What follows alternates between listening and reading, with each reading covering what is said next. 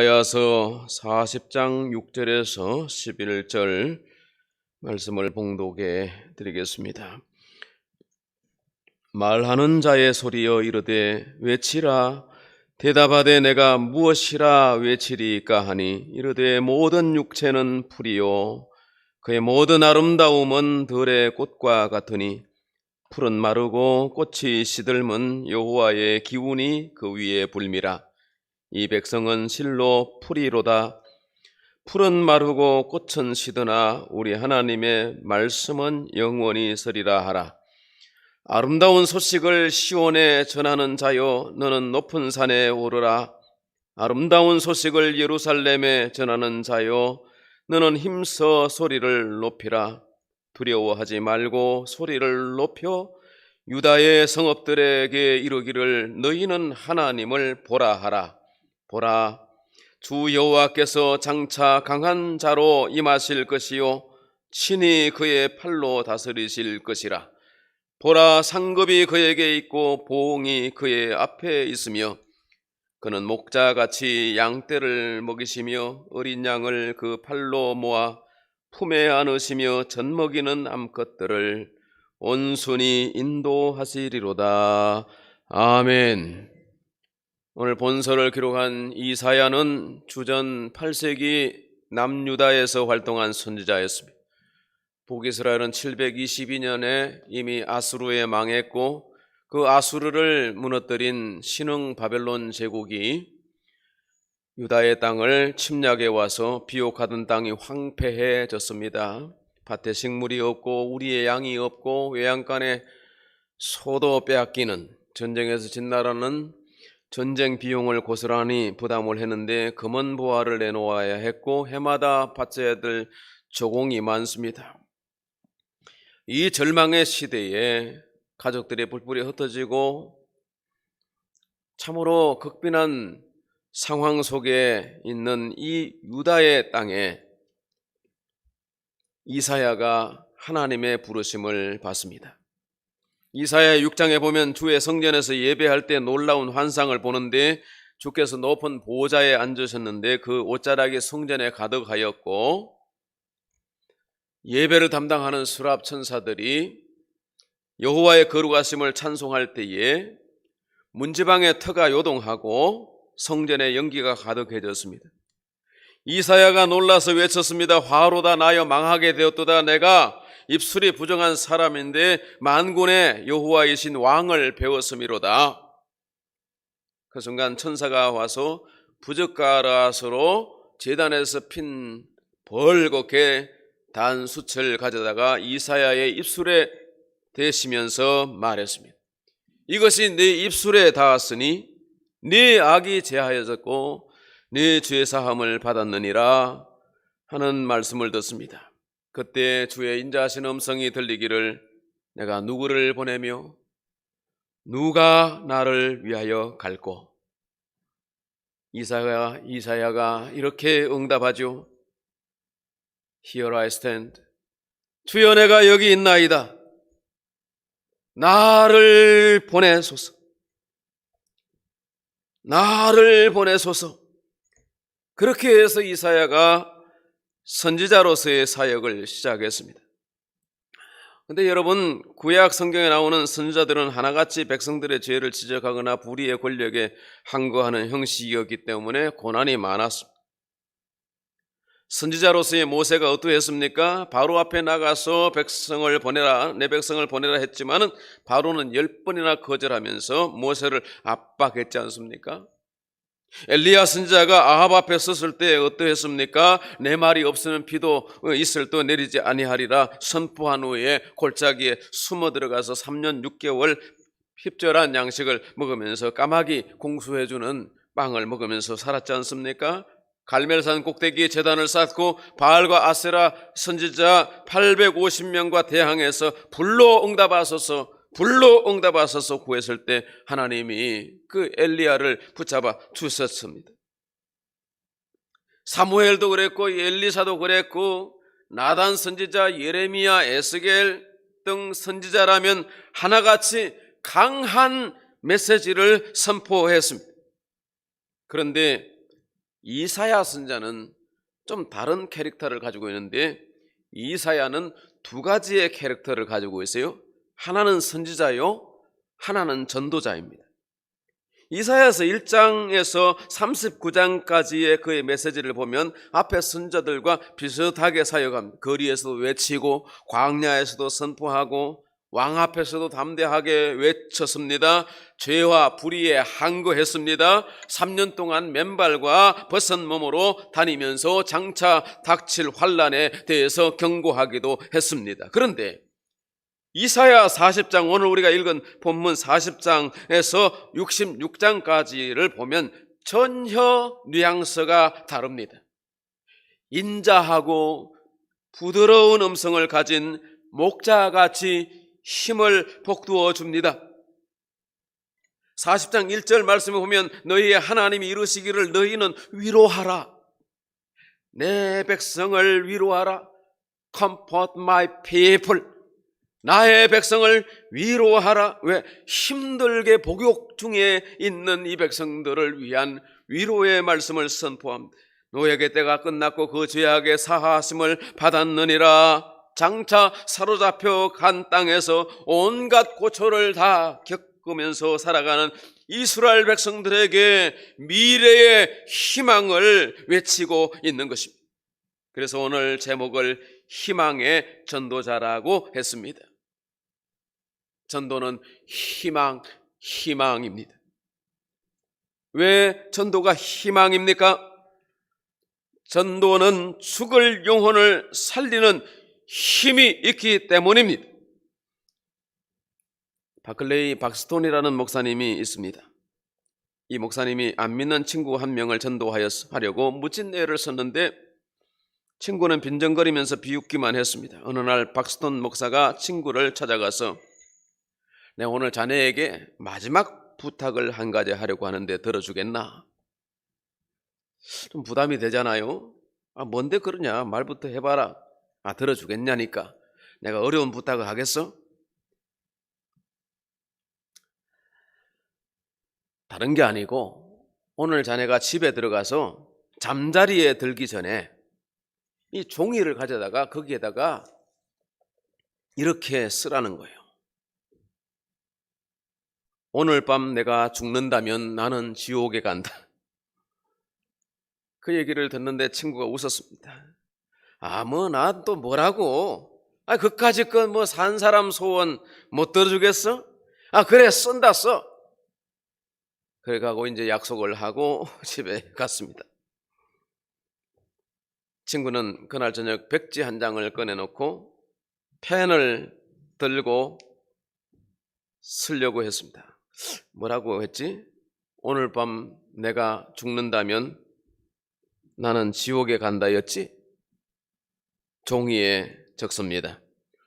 오늘 밤 내가 죽는다면 이렇게 썼는데 기분이 야릇 이상했습니다. 오늘 밤 내가 죽는 것도 아니잖아. 그런 마음과 아니야, 오늘 죽을 수도 있지. 그래, 뭐 죽는다고 하지 뭐 그래서 어쨌다는 거야. 그 다음에 뭐지? 지옥에 간다였지? 그리고 거기다가 지옥에 간다 이렇게 썼습니다. 약속을 지킬 양으로 한 문장을 쓴 거예요. 그리고 다시 읽어보았습니다. 오늘 밤 내가 죽는다면 나는 지옥에 간다. 이게 사실이더라는 거예요. 적어놓고 보니까. 낮에는 웃었는데 이게 웃을 일이 아니요. 심각해졌습니다. 오늘 밤이 마지막이 될 수 있고 오늘 밤이 아니면 내일 밤이 될 수도 있고 먼 훗날 어느 밤이 될 수도 있는데 이렇게 되면 안 되잖아요. 그래서 이 친구 크게 깨달았습니다. 충격을 받았습니다. 이제라도 내가 예수를 믿어야겠구나. 그렇게 해서 박스톤 목사의 동력자가 되었답니다. 전도로 어찌 보면 미련한 것 같은데 이 전도로 영혼을 구원한 것이 고린도전서 1장 21절에 말씀하기를 하나님의 지혜에 있어서는 이 세상이 자기 지혜로 하나님을 알지 못하므로 하나님께서 전도에 미련한 것으로 믿는 자들을 구원하기를 기뻐하셨도다. 하나님은 온 우주에 충만하지만 세상이 자기의 지식으로 하나님을 알지 못한다 그랬습니다. 공부 좀 한 사람들은 다 하나님이 없다 그래요. 이 우주는 우연의 산물이라는 거예요. 대학만 들어가도 무신론자가 되어버려요. 불가지론자가 되어버려요. 욥기서를 보면 너는 아느냐? 욥기 38장 39장 쭉 보면 네가 뭘 아느냐? 염소가 새끼 낳는 때를 아느냐? 하면서 수많이 너는 하나님의 창조를 다 모르느니라, 하나님을 알지 못하느니라. 하나님을 알지 못하고 하나님을 떠나 있기 때문에 구원에서 멉니다. 그런데 하나님은 이 세상을 세상의 지식으로 구원하려고 하지 않고 미련해 보이지만 전도로 구원하기를 원하셔서 미련해 보이지만 전도자를 파견하시고 미련한 자같이 보이지만은 신학교 보내시고 이역만리의 선교사를 보내시는 것입니다. 한국의 역사가 어떠했습니까? 열강들의 각축장이었고 이 구한말에 보면 청일전쟁이요, 저들 땅에서 전쟁 치르지 않고 우리 땅에 와서 전쟁을 벌여도 우리 조정이 찍소리를 못했어요. 그러던 시기에 복음이 이 땅에 상륙했습니다. 1885년 언더우드 아펜셀러가 제물포항으로 들어왔고 그로부터 20년 전에 토마스 목사가 대동강에 와서 순교했습니다. 저 부산과 목포로 베어드 아담스 선교사들이 상륙합니다. 전국에 복음이 상륙했습니다. 선진 문물이 들어왔습니다. 학교가 생겼습니다. 참으로 곤고한 세상이었습니다. 그 당시에 우리 조정은 너무나도 힘이 없고 일제에 눈치 보고 청나라에 의탁하고 러시아로 아관 파천 고정이 도망을 가고 그래도 지킬 나라가 없어요. 선교사가 그 침소를 지켰다 이렇게 기록되어 있습니다. 가난한 자의 위로자가 되어지고 힘들게 살아가는 사람들의 친구가 되어졌습니다. 도시마다 마을마다 교회가 세워졌습니다. 여전히 분열하고 분쟁하는 역사 속의 교회는 그러나 그 시대에 희망을 열어왔습니다. 오늘 온갖 재난과 질병 가운데 두려워하는 사람들에게 우리가 희망이 되어야 합니다. 희망의 전도자가 되어야 합니다. 이 전도로 하나님은 세상을 구원하시고 전도로 사람들을 회복시켜 주었습니다. 오늘 저와 여러분이 전도 당했습니다. 우리가 전도 당하려고 교회 간 게 아닙니다. 우리가 예수를 믿으려고 교회를 간 게 아닙니다. 그런데 인도를 따라서 교회를 갔고 진리의 말씀을 듣고 들을 때는 몰랐는데 그것이 한 번 듣고 두 번 듣고 마음에 새겨져서 깨닫게 되었습니다. 그래서 전도로 세상을 구원하시는 그 구원의 역사에 우리가 참여하게 되었으니 거저 받은 우리가 이 놀라운 복음을 듣고 영원한 생명을 얻은 우리가 이 절망의 시대 속에서 힘들게 살아가는 사람, 죽은 영혼들을 구원하는데 희망의 전도자가 될 수 있기를 바랍니다. 두 번째, 육체의 희망은 오직 하나님께 있다고 선포해야 합니다. 이사야서 40장 6절 말씀하기를 다 같이 읽어보십시다. 말하는 자의 소리여 이르되 외치라. 대답하되 무엇이라 외치리까 하니 이르되 모든 육체는 풀이요 모든 아름다움은 들의 꽃과 같으니 풀은 마르고 꽃이 시들면 여호와의 기운이 그 위에 불미라. 이 백성은 실로 풀이로다. 풀은 마르고 꽃은 시드나 우리 하나님의 말씀은 영원히 서리라 하라. 아멘.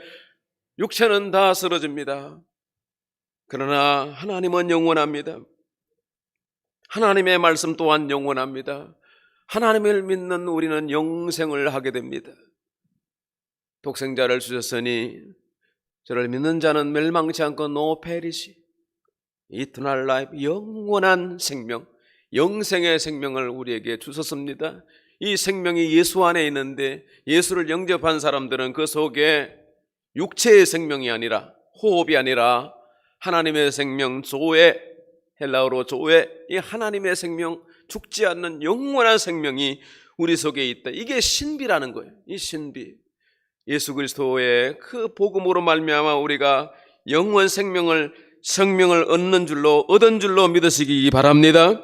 을지로 백병원의 유명한 위암 수술 권위자로 김진복 교수님이 계셨습니다. 지금이야 유명 대학 병원들이 많고 위암 정도는 아무것도 아니게 취급하지만은 전에는 그렇지 못했습니다. 그 당시 가장 많은 암이 위암이었는데요, 수많은 환자들이 이분 진료 수술 받으려고 줄을 서서 대기하고 있습니다.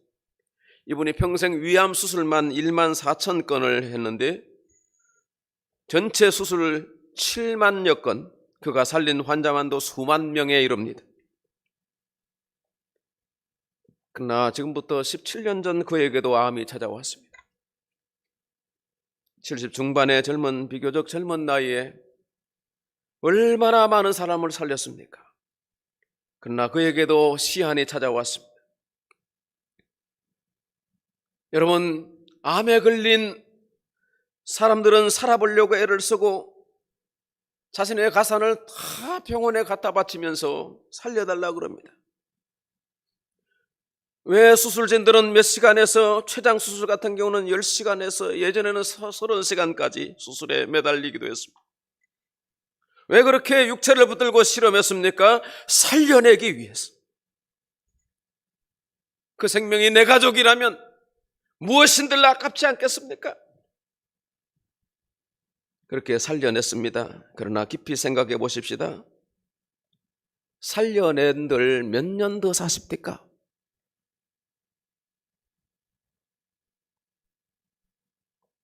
위암은 한 10년 정도 더 산다고 봅니다. 췌장은 참 힘든 병이더만. 내 친구 목사도 췌장암인데 너무너무 안타까워요. 점점 이게 시들어가는, 풀과 같이 시들어지고 꽃과 같이 떨어지는 것이 인생입니다. 그런데 정말 희한한 것은 영원에 대해서 전혀 무관심하다는 것입니다. 만물의 영장인 인간인데 어찌 그럴까요? 하나님을 잊어버린 영혼, 불신 영혼은 깨닫지 못하여 멸망하는 짐승과 같다고 했습니다. 시간이 있다면 영원도 있지 않겠습니까? 육체는 한계가 있습니다. 시한이 있습니다. 타이머를 맞춰놓으면 그 타이머의 시간까지 작동합니다. 그러나 꺼져버리는 것입니다. 한계가 있는 것이 인생입니다. 그러나 하나님은 영원하십니다. 하나님은 태초부터 새말까지 영원하시기 때문에 그 영원회로 우리를 초대하셨는데, 수고하고 무거운 짐진 자들아 다 내게로 오라, 내가 너희를 쉬게 하리라. 영원히 아버지의 품에서 쉼을 얻을 수 있는 은혜를 주셨고, 예수를 영접하면 이 땅에 천국 생활을 하게 되는 것입니다. 스트레스와 염려와 근심과 두려움을 이길 수 있는 이 믿음으로 세상을 살기 때문에 질적인 성숙, 그리고 놀라운 능력으로 우리가 모든 세상을 감당할 수 있는 것입니다. 이 믿음이 오늘 저와 여러분 모두에게 있기를 축원합니다. 세 번째, 복음을 전하는 자가 되십시다. 이사야 40장 9절 말씀에 아름다운 소식을 시온에 전하는 자여 너는 높은 산에 오르라, 아름다운 소식을 예루살렘에 전하는 자여 너는 힘써 소리를 높여라 했습니다. 복음을 전하는 자가 귀합니다. 희망을 선포하는 사람입니다. 여러분, 복음에 희망이 있습니다. 복음은 영원으로 인도하는 문입니다. 하나님의 교회 가운데 사도와 선지자와 복음 전하는 자와 목사와 교사를 세우셨다고 그랬습니다. 복음을 전하는 자는 하나님의 대행자입니다. 하나님이 가장 기뻐하시는 일이 바로 이 복음 전하는 일입니다. 미국의 유명한 댄서 교사가 있었는데 우리로 말하면 강남 제비쯤 되겠죠? 오늘날 우연히 라디오에서 나오는 목사님의 설교를 듣게 되었는데 설교 제목은 당신은 영혼을 어디에서 보내시겠습니까? 설교를 듣는 동안 기분도 나쁘고 두려움도 생기고 해서 라디오를 꺼버렸습니다. 근데 이상한 것이 계속 여운이 남아있어요. 당신은 영혼을 어디서 보내시겠는가? 너는 영혼을 어디서 보내겠는가? 하나님 나라에서 영혼을 보내시겠느냐? 너는 지옥불에서 영혼을 보내겠느냐? 이게 마음에 잔상이 남아서 계속해서 다른 일을 볼 수가 없어요. 교회로 갔습니다. 말씀을 듣고 깨달았습니다. 회개하여 예수를 영접하고 이 사람이 목사가 되었습니다. 우리나라에도 잘 소개되었던 전도 폭발 창시자인 제임스 케네디 목사입니다. 전도로 댄서 강사 다니는 이 사람이, 춤추러 다니는 이 사람이 복음의 나팔수가 되었습니다. 희망의 전도자가 된 것입니다. 그 전도 폭발의 방법으로 얼마나 많은 사람들이 구원을 받았는지 모릅니다. 사랑하는 성도 여러분, 저와 여러분에게도 복음 전하는 사명을 주신 줄로 믿습니다. 우리는 다 전도자가 되어야 할 것입니다. 전도는 먼저 가야 합니다. 마태복음 28장에 너희는 가서 모든 민족으로 제자를 삼아라. 우리가 가야 할 곳이 많습니다. 찾아가면 만날 사람들이 많습니다. 사도행전 1장 8절 땅끝까지 이르러 내 증인이 되리라. 땅끝까지도 가야, 저 사람 안 될 거야 라고 하는 그 마음의 끝자락까지도 우리가 찾아가야 하는, 길과 산울가로 다니면서 내 집 근처 다니면서 주의 복음을 전해야 하는 것입니다. 그리고 강권해야 합니다. 알아서 하겠지, 언젠가는 깨닫겠지, 이렇게 세월 속에 던져놓지 말고 안타까운 마음으로 그 사람에게 손을 내밀어야 돼. 물에 떠내려가는데 알아서 건져내겠지, 어디 걸리겠지, 이렇게 보는 사람은 어디 있습니까? 안타깝게 발을 동동 구르면서 뭐라도 던져서 건져내지 않겠습니까? 강권하라는 것입니다. 사람을 강권하여 데려다가 내 집을 채워라. 강권한다는 말은 헬라어로 아나게타손인데 1세기 로마가 다스린 때에 올림픽이 자주 열렸죠. 올림픽 종목 중에서 레슬링 경기는 요즘 그레코로망 이런 형식의 레슬링이 아니라 프로레슬링 같은 치고받고 많은 쪼우고 그런 건, 레슬링 기술 중에서 헤드록 있지 않습니까? 헤드록은요, 이렇게 상대의 목을 감싸고 이걸 빙빙 그 자리에서 돌리면 얼마나 어지럽겠습니까? 그러다가 막 주먹으로 골밤을 주는, 누르고 빙빙 돌리면서 그러다가 어질어질 하는데 저 코나, 링 사각 코나에 손살같이 달려가서 머리를 꽝 부딪히고 그러면 나가 떨어지는 거예요. 그리고 집체 많은 덩치가 올라가서 카운트 시작하면 1, 2, 3 만에 끝나버리는 거예요. 우리가 볼 때는 그거 장난하는 것 같죠. 그런데 선수들은 그렇게 한번 걸리면 정신이 없답니다. 그럴 수밖에 없지 않겠습니까? 전도를 그렇게 하라는 거예요. 아나게타손,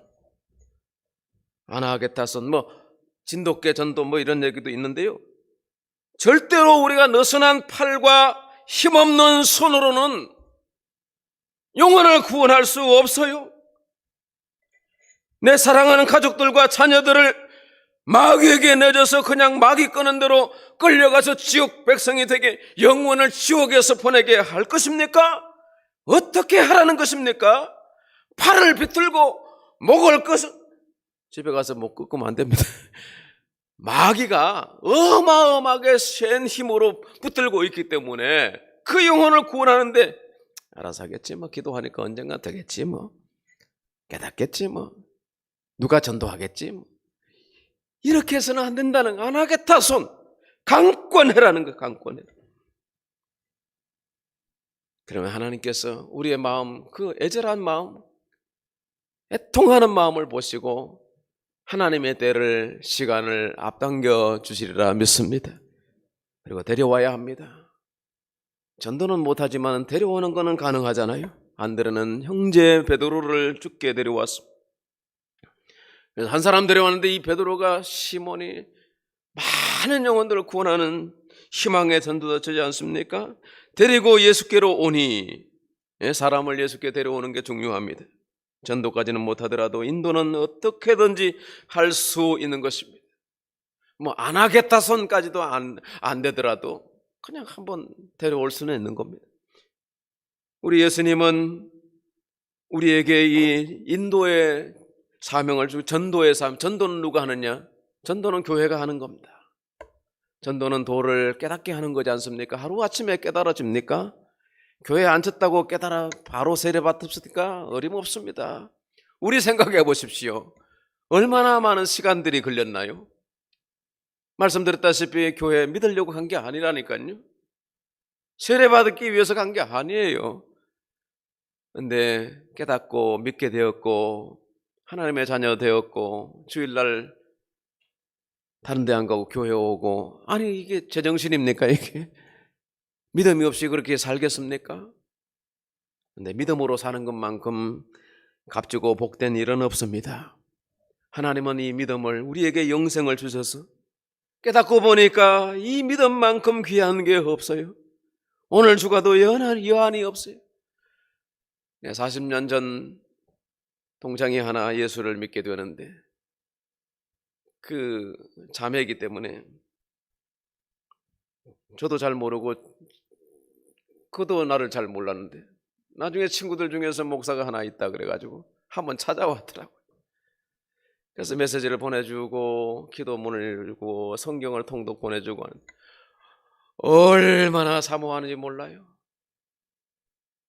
아유, 친구 목사님이 이렇게 어르신들 모시고 수고를 많이 한다고 그제는 사과를 몇 박스 보내고 귤을 몇 박스 해가지고 택배를 보내려니 목사님 주소를 불러주세요.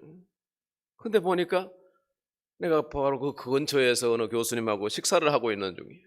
내가 가는 길에 내가 가져갈 테니까 주소 찍어주거라. 멀지 않더라고요. 얼마나 감사한지. 하나님께서 갑자기 그 목사에게 뭘 보내라는 거야. 내 근처에 파주에 자주 가는 것도 아닌데 말이죠.